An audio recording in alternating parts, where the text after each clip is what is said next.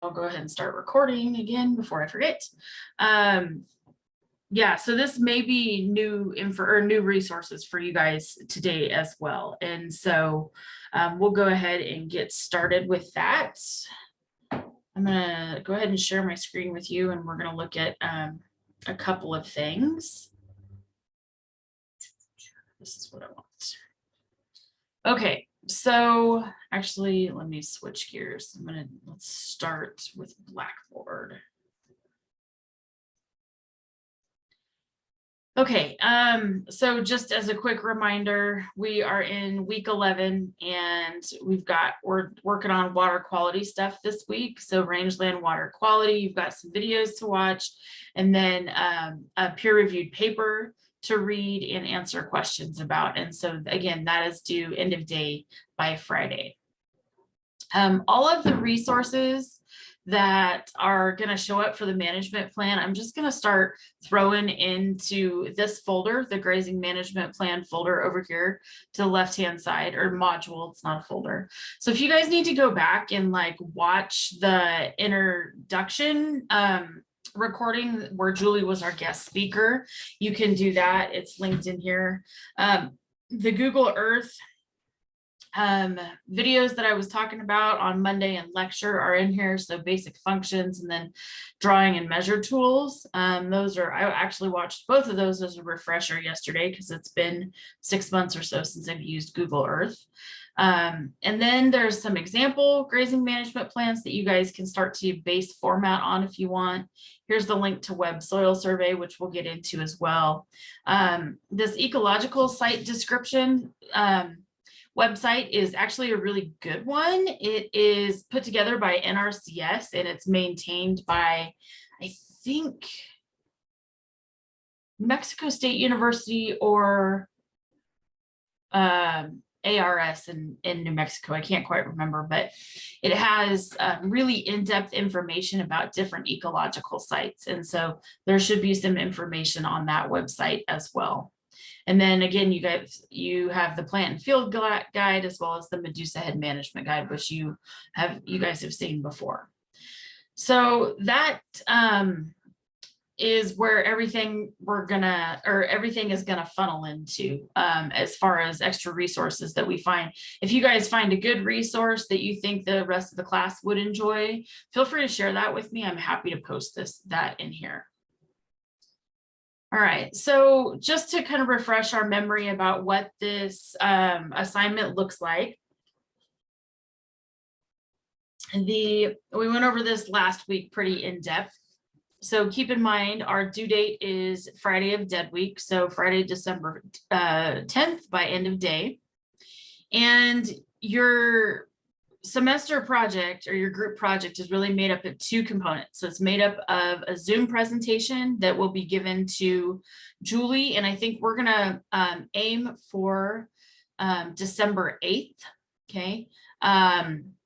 And so that is Wednesday of Dead Week, and so she will hopefully be able to join us that day and get to see all of your presentations, and we're aiming for about 20 minutes on presentations. And then the second part of the plan is the grazing management plan, which is going to be a PDF file that you guys share with me. Everybody is turning in a copy of the PDF, so there's no chance that I can mess something up from a grading standpoint, okay? So please make sure that everybody turns in a copy of the management plan. And the management plan those are going to go to Julie, one from each group after you guys get them tidied up and turned in as well. So just keep in mind, it's not just me looking at these. All right, so as far as basic outlines or the rubric and the way that you guys format this, I'm absolutely open to, but today I just want to spend a short amount of time talking about goals and objectives. Okay, and so my first step is I want to push you guys into your breakout rooms with your groups and have you guys discuss what are the goals for the property, both long-term and short-term, and then what are the short-term objectives. And the short-term goals should be met by the short-term objectives. And so we talked a little bit about these last week. And so I just want for us to be able to go into breakout rooms and talk about goals really quickly so that we can get that at least some notes down, some thoughts down onto our Google Sheets. So that is where we're going to go first. And now I've got to remember my groups.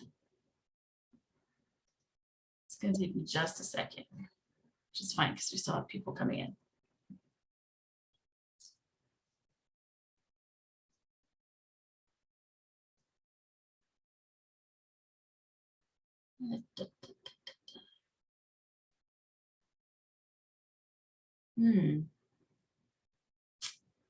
Fantastic.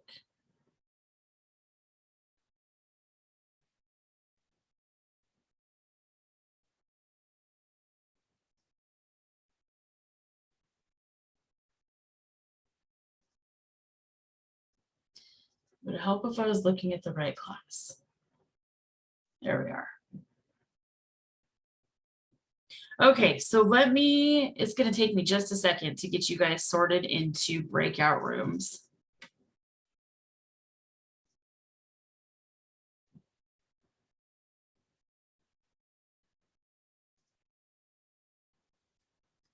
So, Alexa, Brianna, here, Courtney,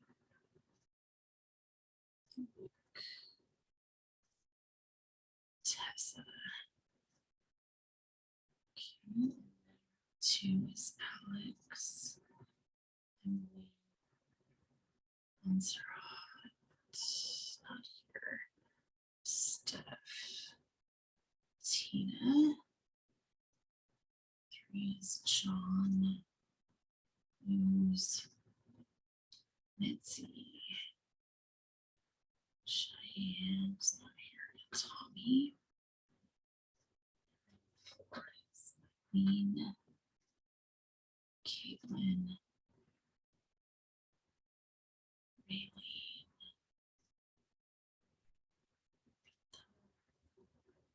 Taylor.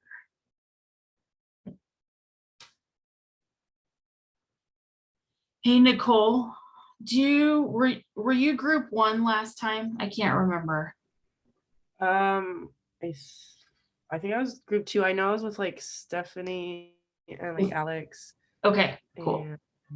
I don't know what. Oh, I will. It was room 2, I believe. Okay.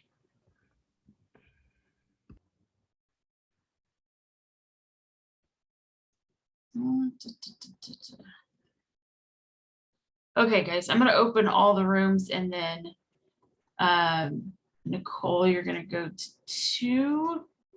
And then Kelvin, did you get into a group last week or do you need a group? Last Wednesday, I couldn't attend.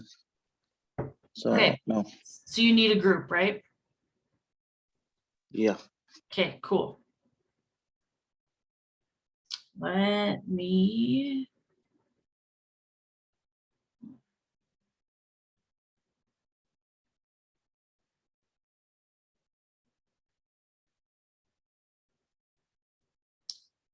Okay, I'm going to assign you to room 4, group number 4.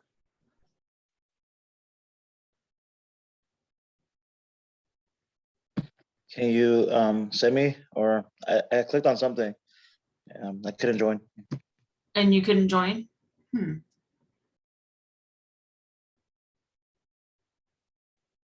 Okay, if you click on the breakout rooms box, does something come up?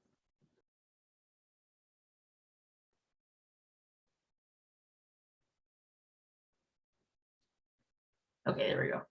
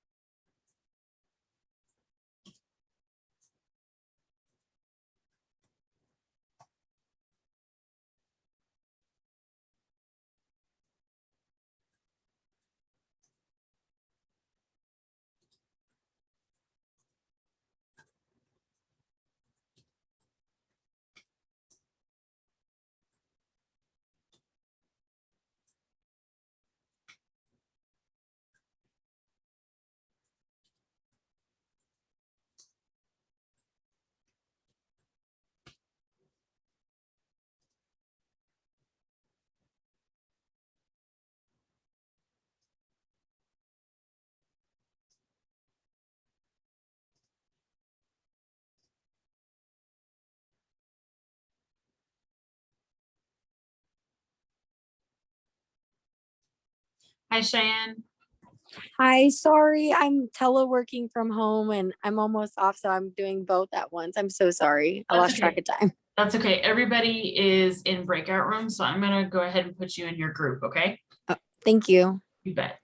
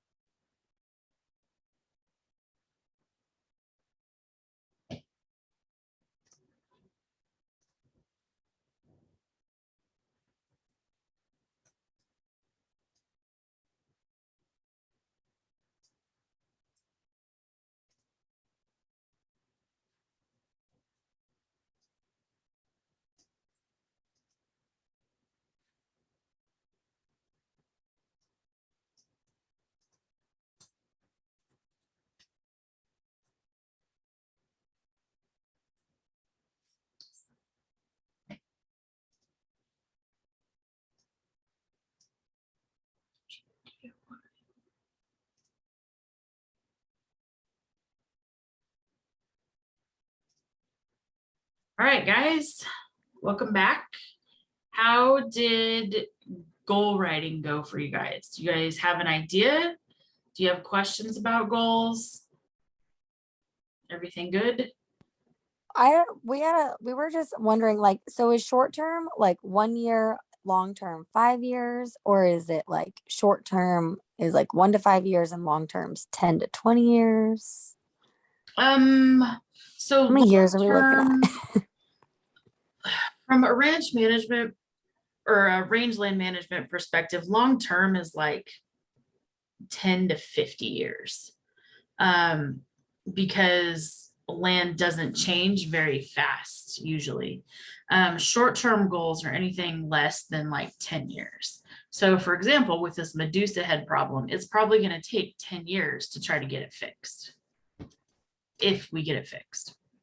Okay, that's kind of what I was thinking, like 1 to 5 or 1 to 10 and then Yep. up. Yeah, okay. Cool. Awesome. Any other questions? All right, great, great, great.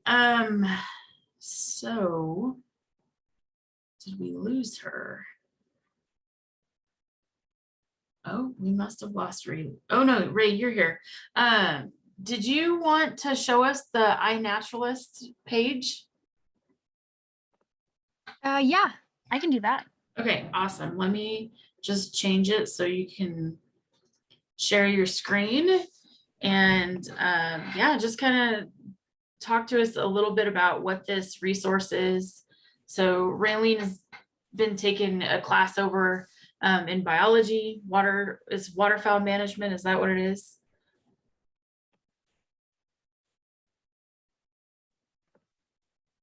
It used to be called wetland management. It's now waterfowl biology, but it goes quite a bit over wetland management stuff. And I've taken a lot of biology courses that utilize iNaturalist. The plant identification class I was in used it quite a bit. So it's really good. So what it is I don't know how many of you have used it before, but essentially what it is it's basically open source data that citizen scientists, which is what they're technically called, but anyone who downloads the app, takes a picture, puts down their location, and submits it to them, is called. And so using what I said, people will go onto the site and put down on a map with their pictures what they saw, and the program has an AI that helps identify what you saw, but it's always better if you know what you see and you can put it down because it helps tweak the AI a bit, but that's besides the point. So iNaturalist, I think, can be used for this class because if not all of us have been there before, or if we just don't know everything that lives in that area, or not planning on visiting anytime soon, how would you know what kind of plants and animals and stuff that you would normally see there? And I actually went on the map and created the bounding box for the area that I can share in chat so everyone can kind of see that. And then I don't know if you guys want me to share my screen to kind of go through more of it, but let me open that up real quick. Yeah, and you have capability to share your screen, Ray, so you're good. Let's see.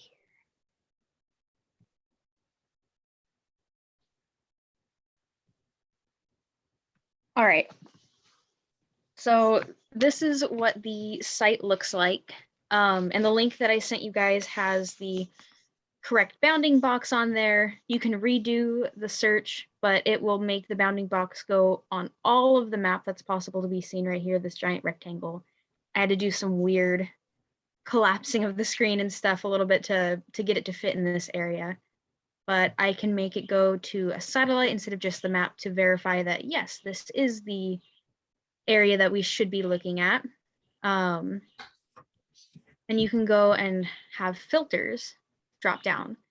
So it's always a good idea to make sure that it is either verifiable, which means it's eligible for research grade, or is actually research grade, which is where somebody has looked at the picture and confirmed, yes, this is the animal that you saw, this is correct.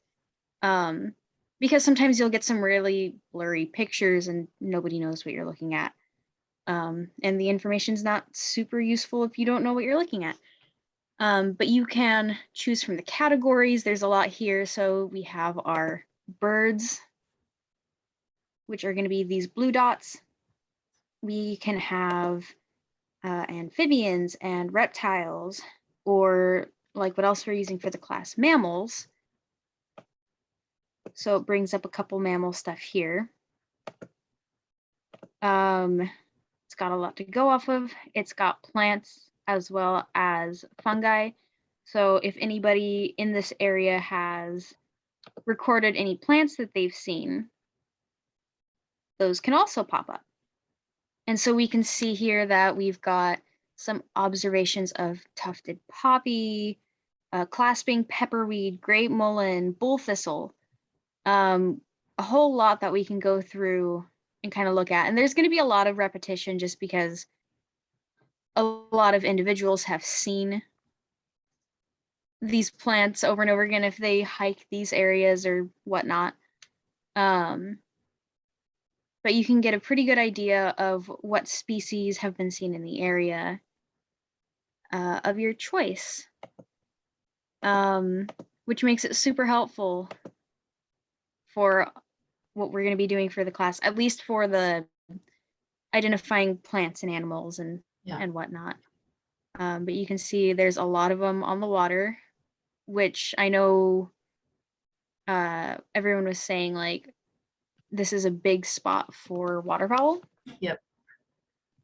Which makes sense. So you can see you got a couple different grebe which use the water. We've got, another grebe right there. There's going to be a lot of waterfowl like gadwall. There's been some pelicans that'll go inland like that. Some shore like wading birds and stuff like the American avocet. And then there's a lot of sparrows and stuff and flycatchers and everything else as you scroll through.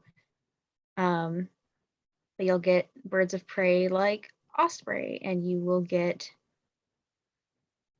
just a whole wide variety of stuff. So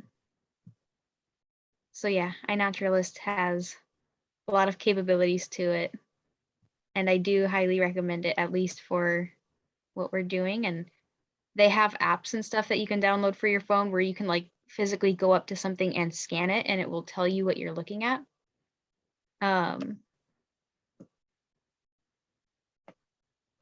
And yeah, I don't know. I don't know what else to add on it, but I think it's a really good thing to utilize. Yeah, there's because rangeland is so vast, like these type of resources become really good because sometimes they're more accurate than the resources that are put together by some of the federal agencies like NRCS or BLM, those type of agencies, just because they're don't necessarily always have boots on the ground in those situations. So anyway, so Ray was just talking about this on Monday and I thought it was interesting. So I had asked her to share it with you guys, and it may be something you can use, especially from like a screen capture situation. So awesome. Thank you. Appreciate that. Yeah. Awesome. All right. And I'll put this link that you had in chat. I'll put it on Blackboard as well. So I'll do that when you guys go to your next breakout room. So, all right, guys. Well, we are going to switch gears and we're going to talk about Google Earth. And so some of you guys may have played with this before. Some of you maybe have not, and that's fine. That's fine too. I like Google Earth for a lot of management type stuff because it's free. There are several other software systems out there and open source systems that you can get a subscription to or something like that, that tend to be that can be a little bit better, but also are going to cost you some money. And so I like free stuff, and Google Earth has really done some major improvements over the last few years. So we're just going to learn Google Earth because it's versatile, it's free, it's something that you may end up using later on. So the whole idea behind using Google Earth is to really describe the landscape a little bit and put some boundaries on it. And so in the search bar up here, if you guys, like if I just unclick that and I go back to, let's just do, and what you can do is just put in the town here, just MacArthur, MCARTHUR, MacArthur, California, and it will take you to the little itty bitty small town of MacArthur here.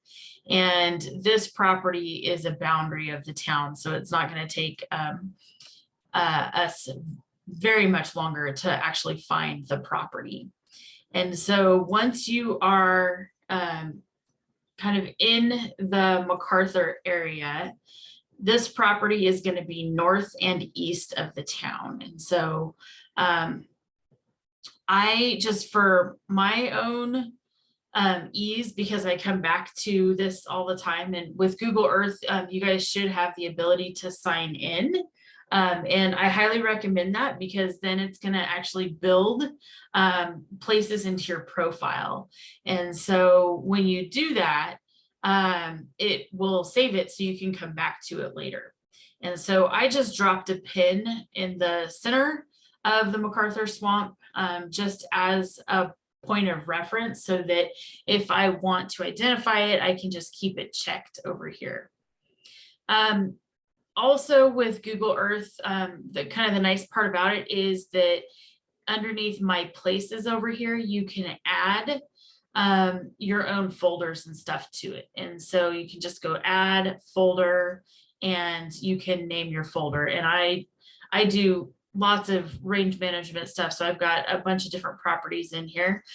So like the Daughtry Hill unit was what this class used last year.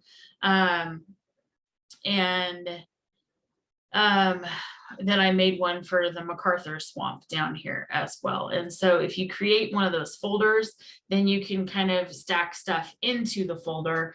And if it's assigned to your profile, then it's gonna stay. So you can come back to it over and over and over again. All right, so that's just kind of the basics. So I just put a pin right here kind of at the the intersection of these roads and the canals, because that's kind of what I visualize as the middle of the swamp, even though it's not technically the middle of it. And so our goal today is to get a property boundary in place, and to start getting some fence lines in place. And so you can kind of see, like right here is a pasture, and here is a pasture, and here is a pasture, and there's fence lines that are pretty easily recognizable. But some of the fence lines, like down in these bigger south pastures, are not as recognizable. I guess you can kind of see them here. And I'm also not looking at the most up-to-date map. So up here in the top right-hand corner of the satellite images, it will give you a little scale that is structured in time. And each one of those kind of lighter tick marks are the year that they have the images from. So this is just an image of 2012. I was just messing around yesterday. If we go clear out to June of this year, so June of 2021, this place should normally still be pretty green, and it is not. It is very, very brown, which is just another indication of a drought year. And if we scroll down to the south pastures, you can kind of start to see the fence lines a little bit. And like here's a water hole, here's a water hole, all those things we're gonna want to label. And so what we can do is, let me just switch gears just a little bit. So this, in the Blackboard module for the grazing management plan, we've got this PowerPoint, okay, that we introduced to you guys when Julie came and spoke to our class. And so there's some there's a couple of maps in here that we can use to kind of get a better idea of fence lines and boundaries. And so this area encompassed in this red boundary here, this is something that I just drew around really, really quickly.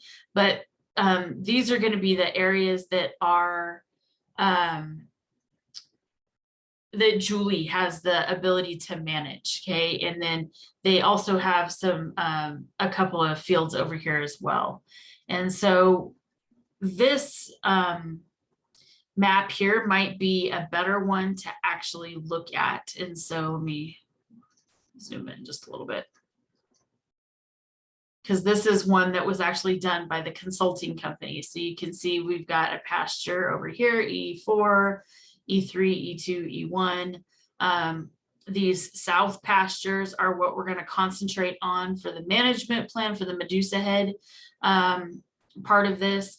But we need to at least start by capturing images that encompass the whole property. And so as we switch back to Google Earth, that is our first goal today, is to get property boundaries drawn in here. And so Google Earth has some really great different layers that you can add onto these things. And so up here in the top, you've got a whole bunch of little icons for a bunch of different things. So the pin is where you can drop like a point of interest. And so this could be like where you actually, drop points of interest for water troughs or something like that. So if I know we've got a water trough right there. I think that's it. Yep, that's it. So one of the things that you can do is you can put, drop some pins in here to start adding different layers to it. And once you add a pin, this window will pop up. And so this is where you can like just put in some qualifiers or some descriptions here. So this is a water trough. And I think this is pasture. Let me look. Pasture S5. Water trough S5. And then we can actually go in and change the icons if you want them to be a different color. So like for me, when I do water stuff, I always like to make water troughs the same icon, and then have fence lines as a different icon, or other points of interest as different ones. And so we can just make it, we'll just make it this blue water trough there. And then we can hit OK. And then you can even put in a description here. So water trough in pasture South 5. All right. And then you've got a water trough labeled in there. So some other things that would probably be good points of interest to label, in addition to water troughs and fence lines, are going to be things like this little pond down here. So we can just drop a pin there, and the window will pop back up, and we'll say something like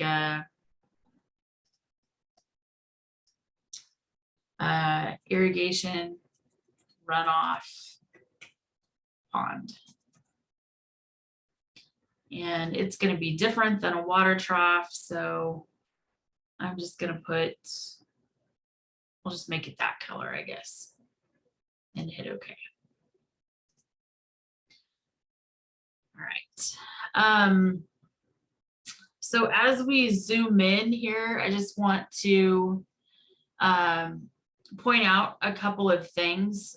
So down here close to the town, you can see this is our fairgrounds right here. And over here on the very edge of the fairgrounds that we, over on the east side of it, right at the edge of the fairgrounds, we've got these 3 pins right here, or these 4 pins, and these are corrals that belong to the swamp. So these are going to be the old corrals. We're going to put in a pin for the new corrals here in just a second. So this would be a great point of interest here. And so this can just be, I'll just title it Old Corrals. And I'm just going to make it a horse. There we go. Because we normally use horses. Okay, and then the new set of corrals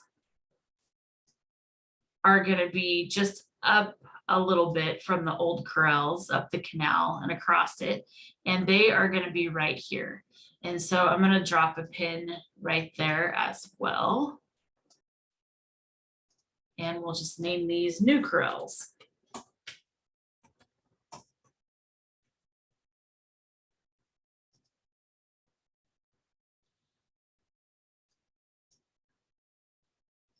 Okay, so that kind of gives you a couple of different examples and ways that you can manipulate some of the points of interest.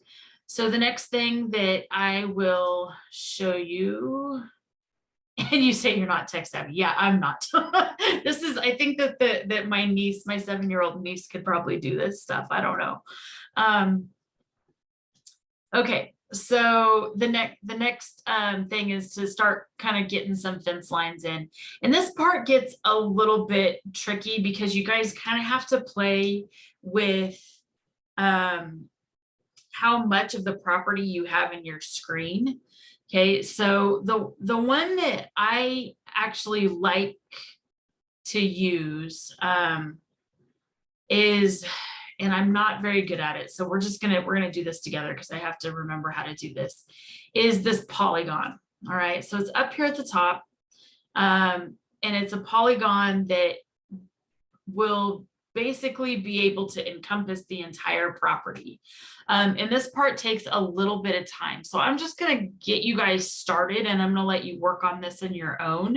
And then we'll build in interior fences next. And then I'm gonna let you guys kind of run with it for a few minutes in groups and start to work on this type of stuff. But the take home message with Google Earth is that we need to make sure that we're building maps that have different layers on it so that we can capture that information in like a screenshot to copy and paste into our grazing management plan.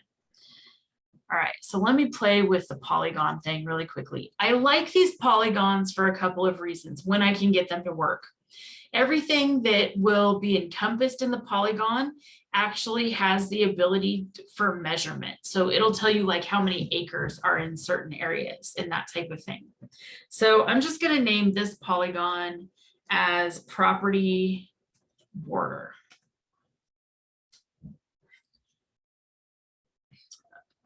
Oh, maybe I'm not. Okay, I think I clicked out of it, of course. Okay, do it again.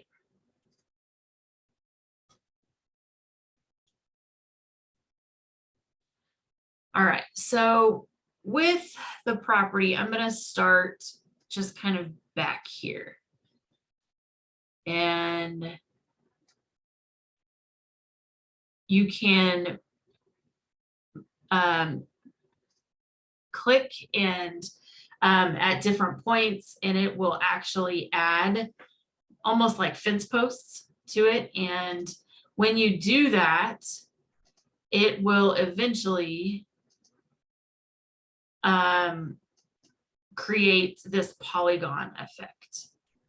And so you may have to go in here and get pretty specific.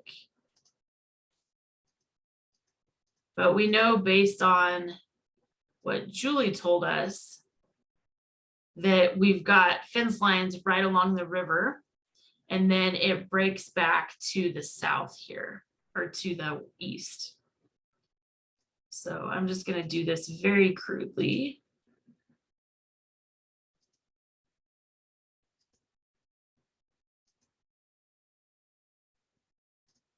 And I'm going to take lots of pictures for you guys of these south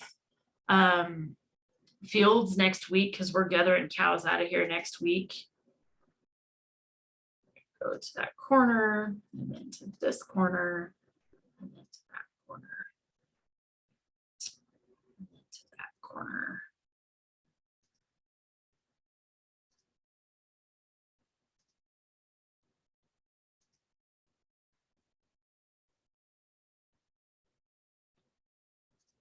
There.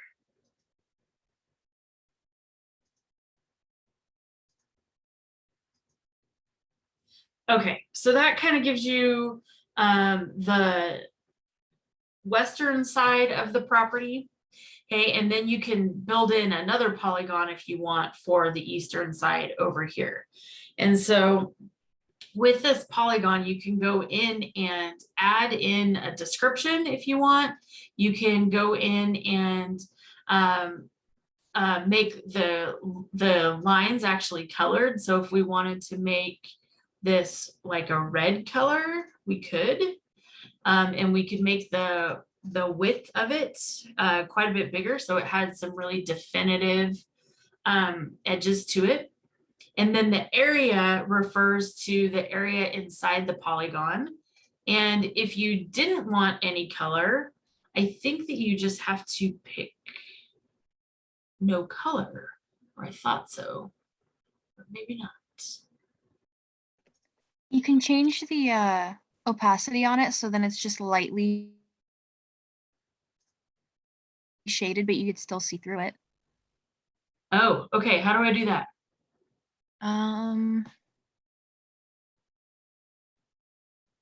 So click out of the color palette. Okay. Yeah, that second line where it says opacity 100%, if you put it down to like 50 or so, you can usually see through it pretty good. Oh, hey, look at that. I learned something new. Cool. Thank you. Awesome. Okay, so that gets one side of the property, the borders in it. And I'm gonna actually run down the opacity a little bit more. Let's try 25, maybe.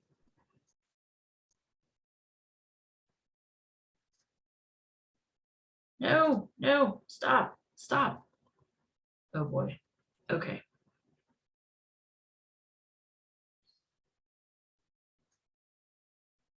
And now I've got to figure out how to repan and all that good stuff.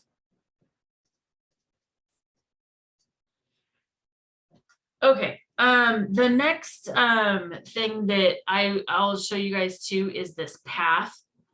So up here at the top where it says add path, this is actually a really good way to do fence lines. And so if we click on add path and we just hit we call it fence line. And I'm gonna say Tule River Road. And I'll show you why I'm going to do that here in just a second. So I'm going to just start putting the fence line in up here along this road.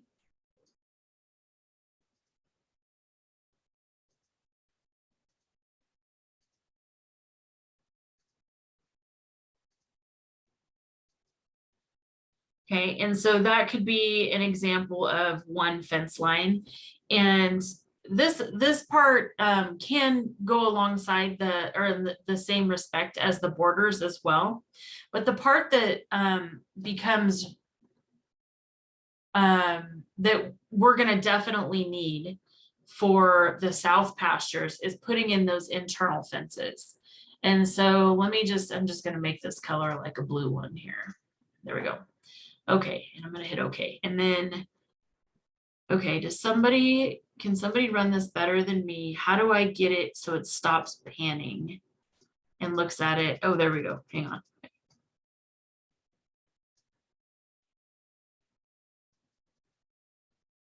There we go.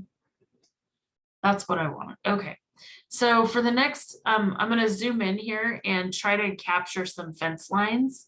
So I know that there's a fence that runs down here to this water trough. And so, or to this corner here.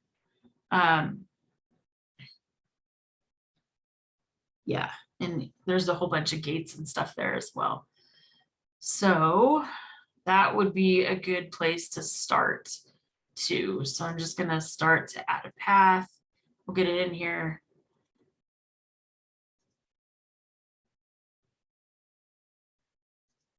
There we go. So there would be one fence line and you could continue it.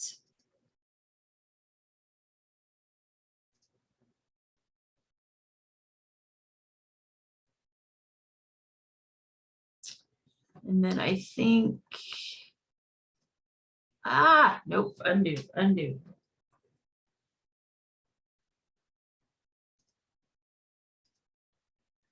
Shoot. Okay, I may have messed that up. I'm not sure how you edit that now.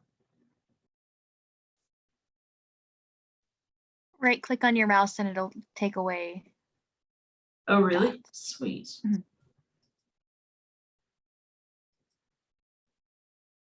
Awesome.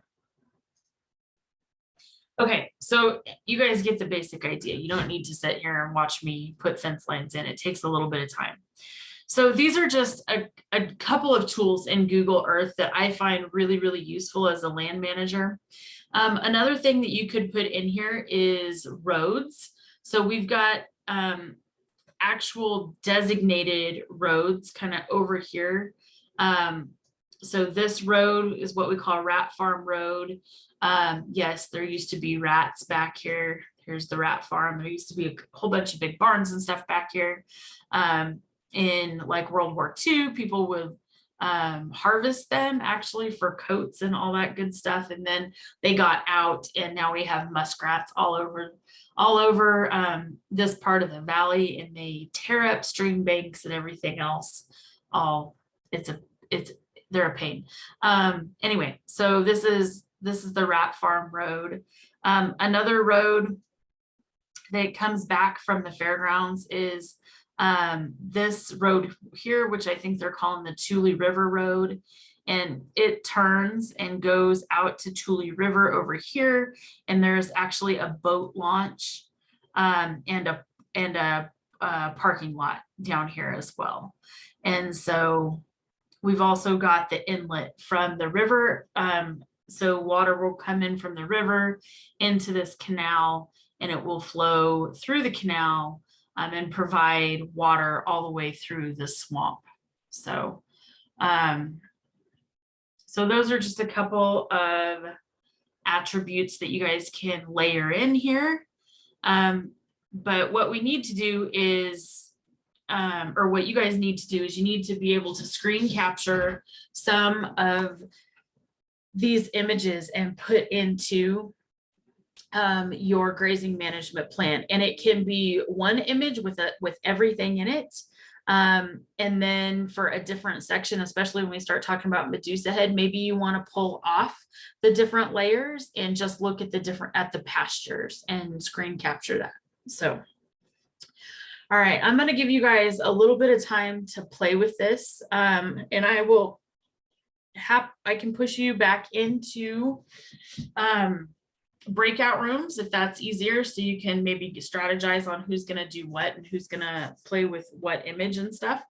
And then we'll come back together in like 20 minutes and we'll look at web soil survey, which is going to provide us another source of a lot of different information.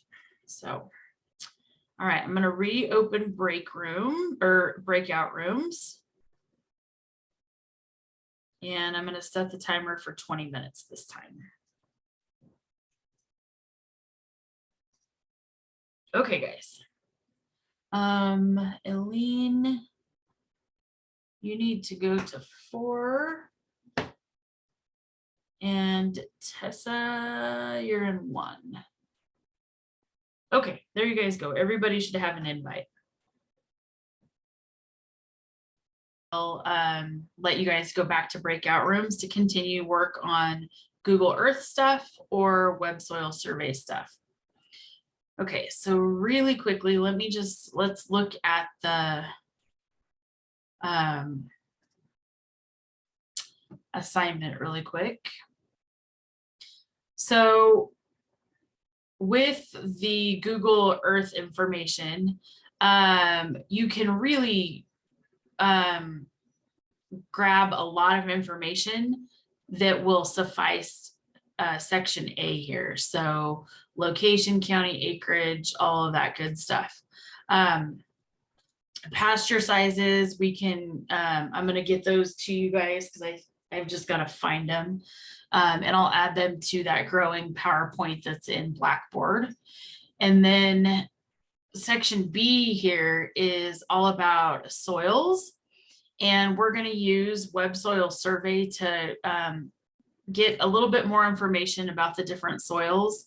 But it's also going to give us information about vegetation and invasive species. And so we're also going to see information that is going to help inform the different carrying capacity calculations that we're going to do.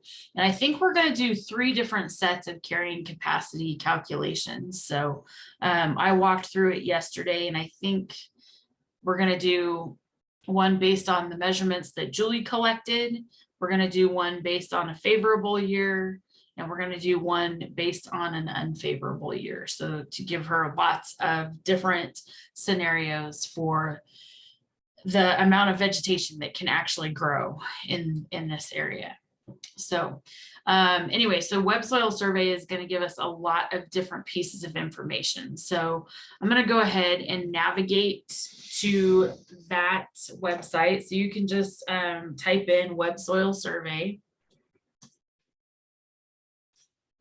And it'll come up. It's housed and maintained by NRCS. And if you guys were in ANSI 294 with me, this is a resource that you've already used a little bit. So it might look familiar. In order to start web soil survey, you push the big green start button, and it's going to make me start a new session because I was in here playing yesterday. So here's the important information. You can download all of your information so that it goes into the shopping cart, and the shopping cart does not have any fees associated with it. But what it will do is it will email you all the information, because this website doesn't store anything, okay? And it times out after a while. And so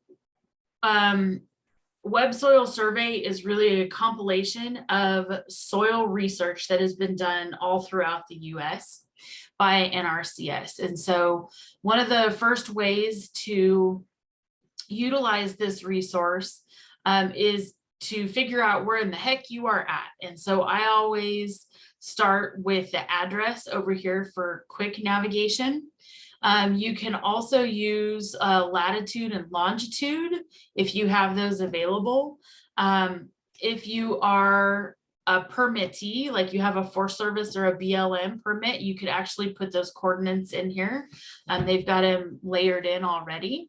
But for those of us that are dealing with private land ownership, sometimes the address is the easiest. And so I am just going to go with MacArthur, California as the address, and then click view. And it is going to give us two very similar choices, and we're going to say okay. And you can see the town of MacArthur show up. And so keep in mind that this property is north and east of the town of MacArthur. And so because we can't really capture all of it here, I'm gonna switch up here at the top of the scale.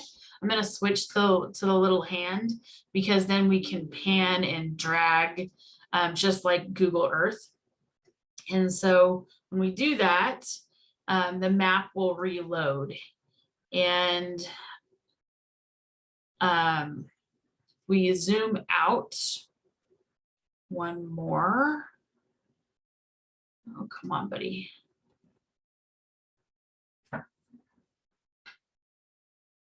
Okay, so if you hold down Control and roll your mouse down, it will zoom out just like a normal thing. So this is not as conducive or as easy to use as Google Earth, but it has way more information associated with it that we're interested in.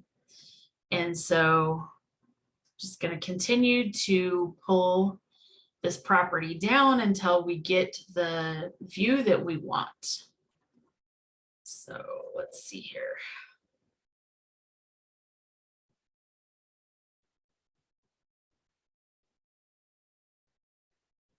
Getting closer.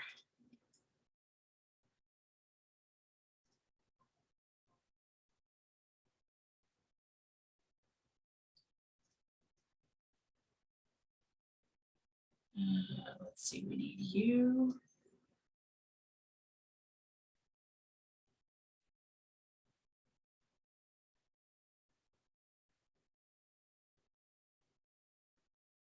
Okay, this is not working like I wanted it to.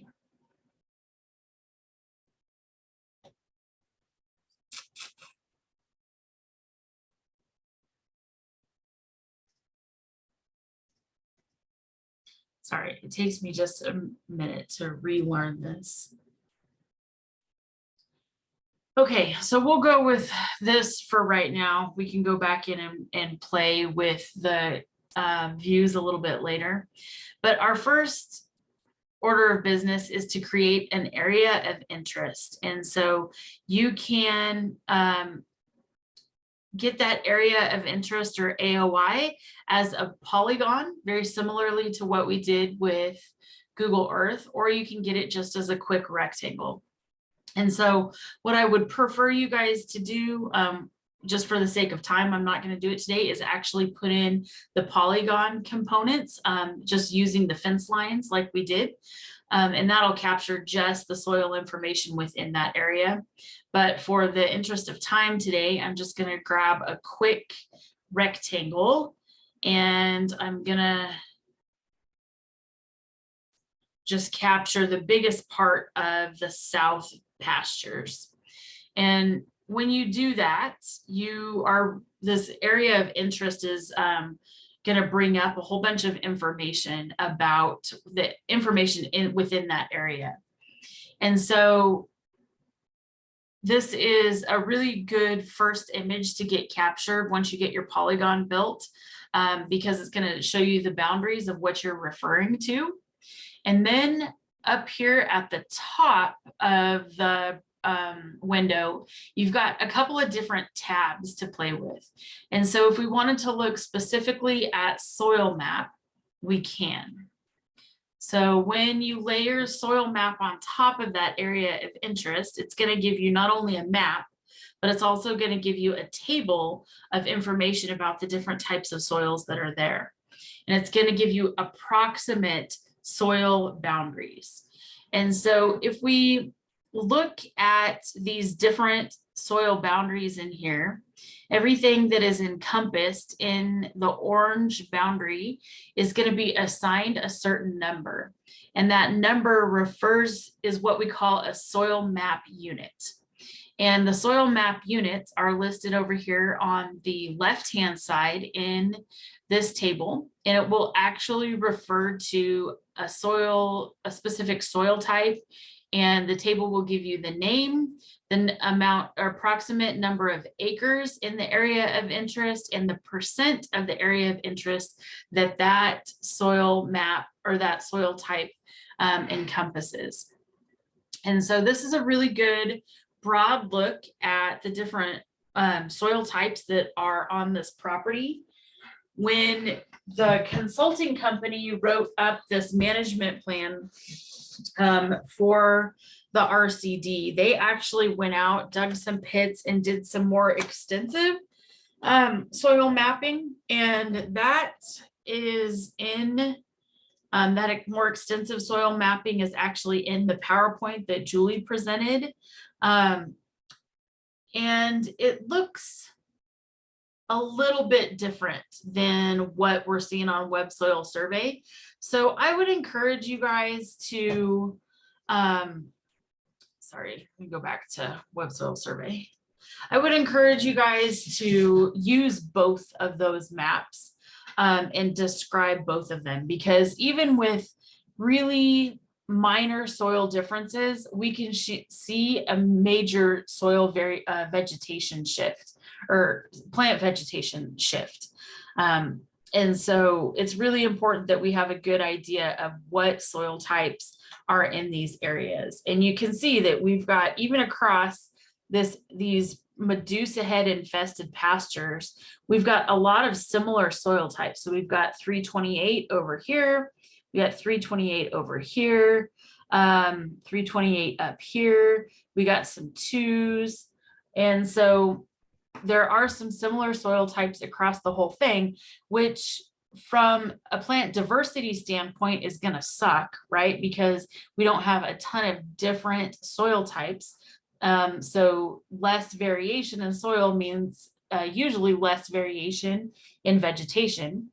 But for our purposes, when we're trying to manage something and get rid of some invasive species, having less soil variation actually is a good thing.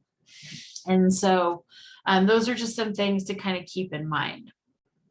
All right, so that is how we get soil maps. Okay, so it's going to be important that you guys screen capture your soil maps, and then also take this information about the soil map units in the descriptions and get it into the grazing management plan somehow. I don't know if that looks like copying and pasting. I don't know if it looks like recreating tables so it makes everything more nice and uniform and pretty. I'm going to let you guys determine that as groups. All right, the next tab up here at the top that's going to really provide a lot of good information is Soil Data Explorer. And so it's going to work off of that area of interest that we selected in the first panel. And as it pulls up here, it's still going to show us the different soil types. But over on the left-hand side, we're getting a lot of different menu options that are drop-down menu options. And so this is where you guys can go in and spend some time and look through these. So like if we were going to look really quickly at soil health, from an organic soil or organic layer content, the soil index, organic matter depletion, soil surface sealing, any of those things that are indicators of soil health, we could actually get a rating on that based on these soil types. The one that I want us to really focus on is this land management tab. And I think that I'm just putting this out there as a suggestion as you guys develop your solutions for dealing with the Medusa head problem. There's some rangeland categories about halfway down here. And so a rangeland drill would be like a seeder for rangeland. So you may want to look into that and see if these soil types would be conducive to that. There's also rangeland seeding and rangeland tillage. And so I'm just putting this out there. You guys don't have to use this, but if your solution is going to be to go back in and seed stuff, you may want to include some of the ratings for those pastures. Would soil compaction also be resistance, like be something we could look at? Yeah, absolutely. Soil compaction. So I think we did that in 294, right? Yeah. Yeah, so soil compaction is a big one. I'm not, so that this area is probably going to be fairly heavy clay. So compaction is going to be an issue, but all that has been on this land is cows. So we're not seeing like a bunch of construction equipment and that type of thing causing compaction. But I still think it might be really interesting to look at just to see what is what. So yeah, good suggestion. So you guys can spend time kind of looking through all of these, especially if they're going to connect to a solution for handling Medusa head. There's a wildlife management tab as well as a water management tab. I haven't played too much with those on Web Soil Survey, but it might be an area to spend some time on. The one area that we are going to spend some time on that I wanted to point out is vegetative productivity. And so because this is an NRCS website that has information for all over the US, we've got a lot of different types of farming systems that take really specific soil types. So for example, wine grapes take very specific soil types, right? And so if you wanted to see, if we could grow wine grapes in this area, you could go in and it'll give you a rating for that, okay?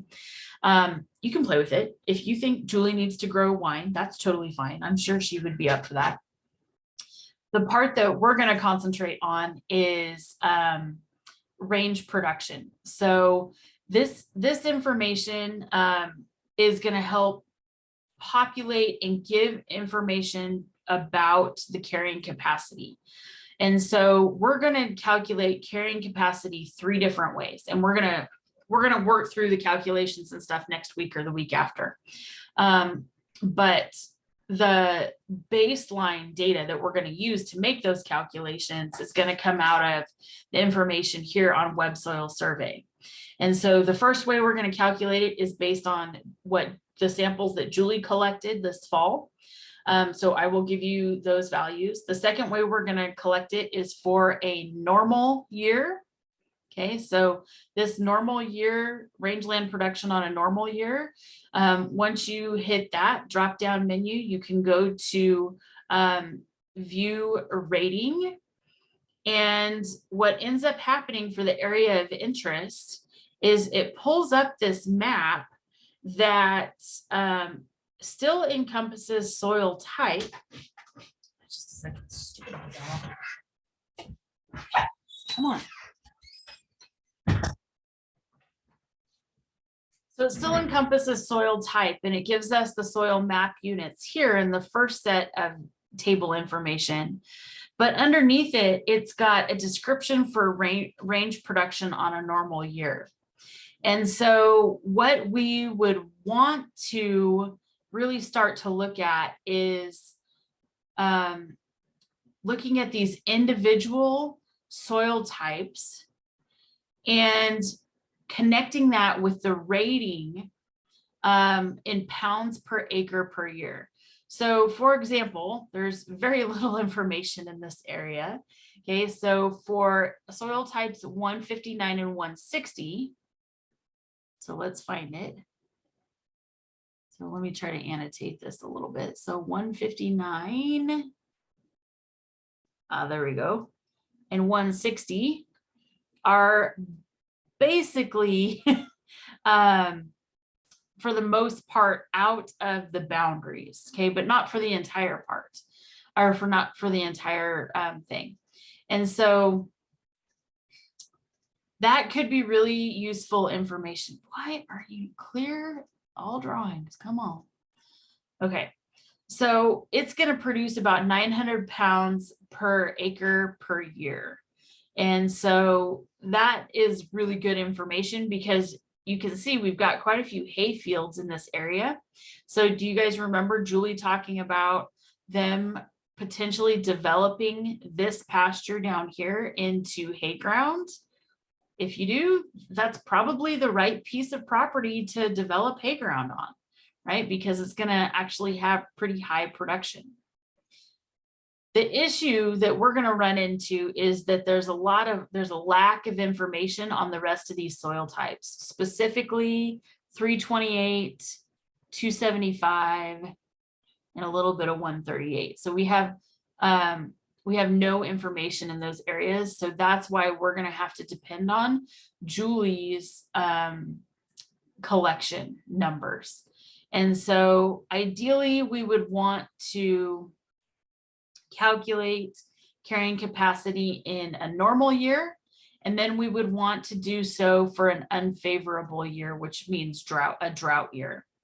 Okay, and so we run into the same issue. We only have ratings for those two highly fertile soil types.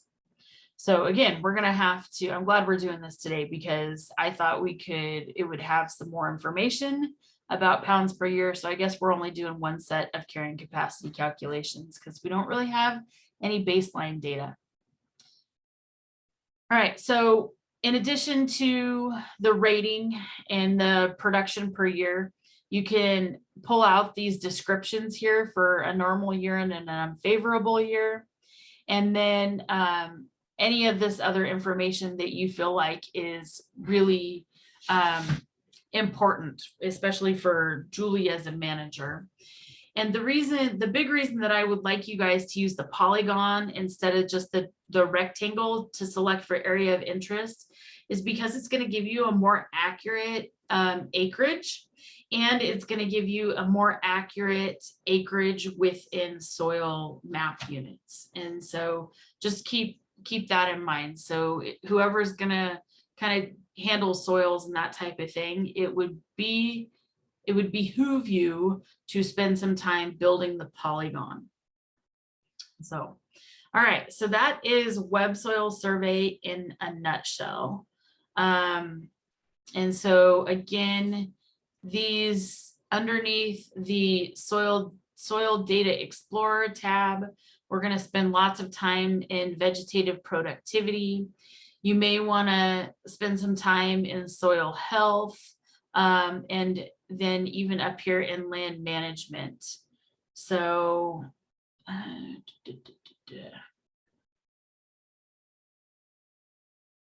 so land management, yeah, the rangeland drill, rangeland seeding stuff. So you guys, these rangeland management plans are us finding a lot of different information and then bringing it together and writing it up in a comprehensive format. And so it's going to take some critical thinking and some problem solving on your part, which is why I'm glad we're kind of doing the groups, because as you guys have discussions and stuff, I think you're going to help each other develop some of those solutions together. And again, you guys can spend some time in water management, wildlife management modules if you want. There's some additional tabs that are sub tabs up here. So if you need to get some basic information about different soil types, you can actually come into this area and click what you want to learn about, and then you can view selected topics. So it's a little bit of education as well. The suitabilities and limitations for use area has to do with what we were talking about as far as land classification, vegetation, productivity, etc.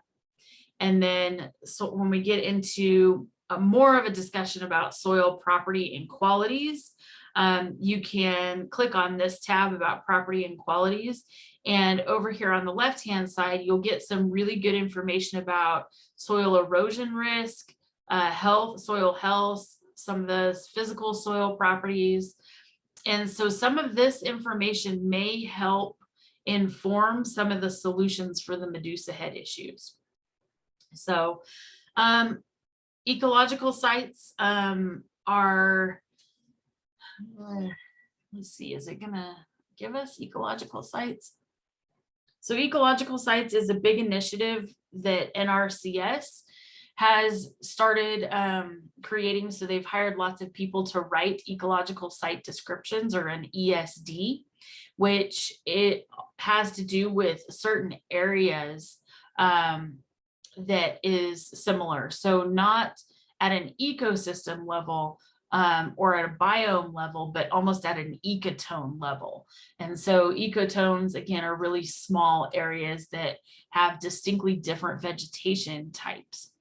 And so just in the area of interest that we selected, there's 3 different ecological sites within this area. And so it'll give you the breakdown of what soil map units are in that area, or in the 3 major areas. And it's going to give you the acreage associated with it. And then all of these ecological site descriptions are hyperlinked. So it'll actually take you to edit.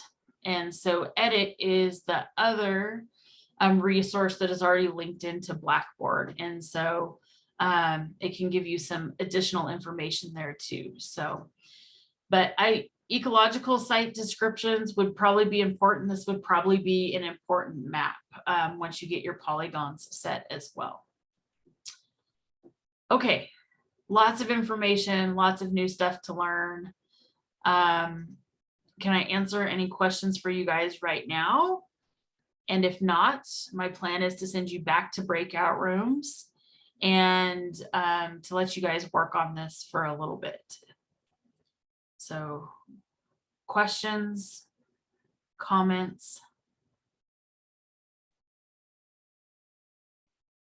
Okay, thumbs up if we're good.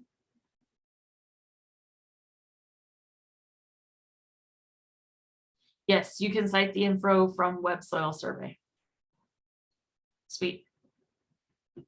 Okay, I'm going to send you guys back to breakout rooms. We'll take 20 minutes here too, and then just enough to get you guys started. And then we'll come back together, answer any last minute questions that you have, and then we can be done for today. All right. Okay, breakout rooms are open.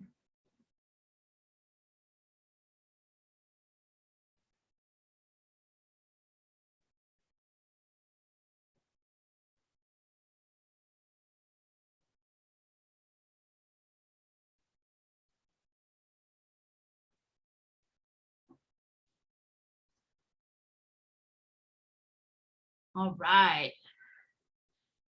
How are you guys feeling about web soil survey?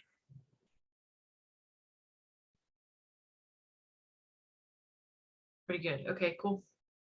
Excellent. It's just, this stuff just takes some time to play with and stuff. And so I would rather you do it now in November instead of the first week of December when everything is due. So that's the reason I wanted to give you some time to work as a group and figure out who's going to do what and all that good stuff. I did learn, I asked my dad about the whole muskrat issue at so they have the rat farm there on the property because they used to raise muskrats. And I just know them as a nuisance because I did some research in high school for our cooperative extension agent. It was my first job.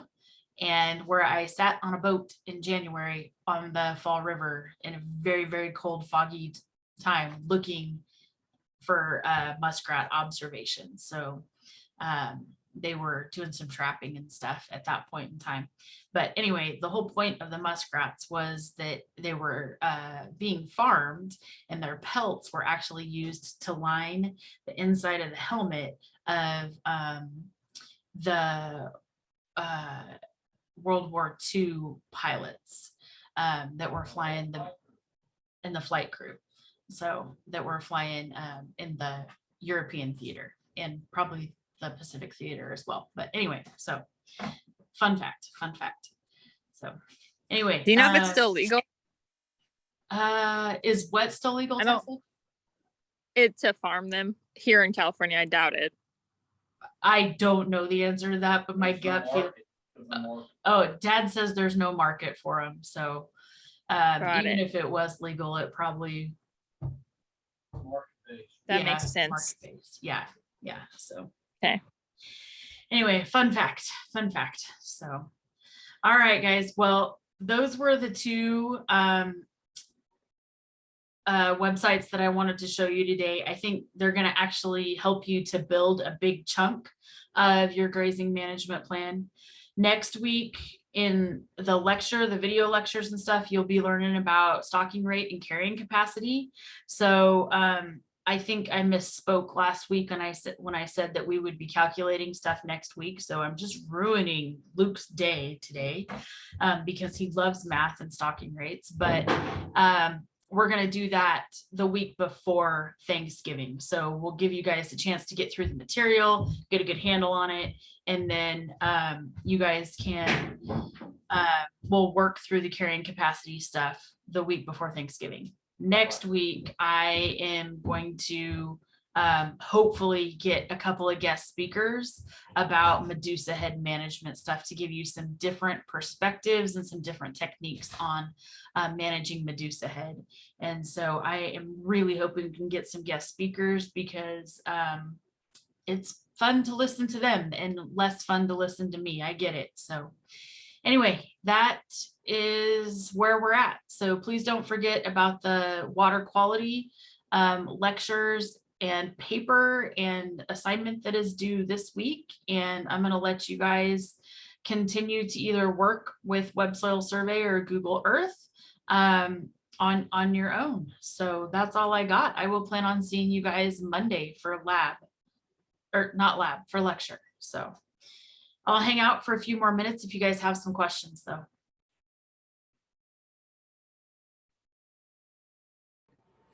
Thank you. You're welcome, Luke. Thanks.